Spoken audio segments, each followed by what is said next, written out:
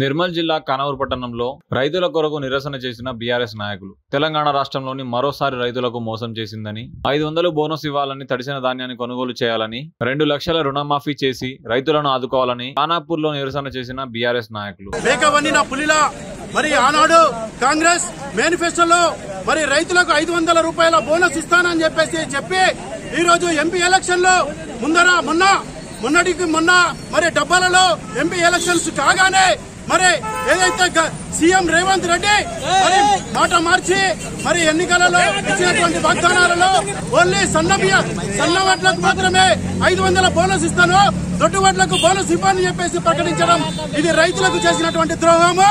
మరి ఆ రోజు మేనిఫెస్టోలో మీరు పేర్కొన్నారు కదా 500 అన్ని పంటలకు బోనస్ ఇస్తామని చెప్పేసి ఈ రోజు ఎన్నికలు అయిపోగానే మాట మార్చి మరి మేకవనిన పులిలాగా ఈ రోజు తెలంగాణ రైతాంగానికి అన్యాయం చేస్తున్నారు.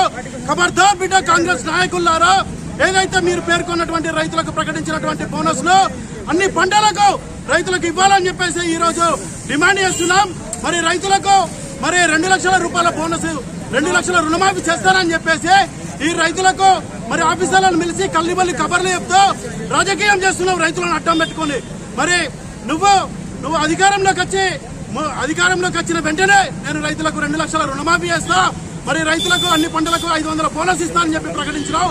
ఈ రోజు మరి రైతులు కళ్ళాలలో నుండి వడ్లు వచ్చి మరి ఎక్కడైతే ధాన్యం గింజలను మీరు కొనక మార్కెట్ యార్డులలో వర్షాలకు తడిసిపోతున్నాయి. మరి నువ్వు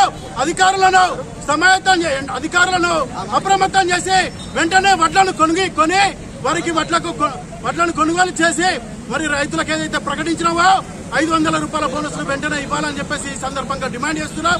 ఈ రోజు ఖానాపూర్ నియోజకవర్గ కేంద్రంలో ఖానాపూర్ లో మరి గౌరవ తెలంగాణ తొలి ముఖ్యమంత్రి కేసీఆర్ గారు పిలుపు మేరకు ఖానాపూర్ లో జాన్సన్ నాయక్ గారి ఆధ్వర్యంలో మరి ఏదైతే రైతు ధర్నాను బోనస్ ప్రకటించాలని చెప్పేసి పేర్కోవడం జరిగింది. ఈ ధర్నా కార్యక్రమానికి వచ్చేసినటువంటి పెద్దలందరికీ కూడా స్వాగతం.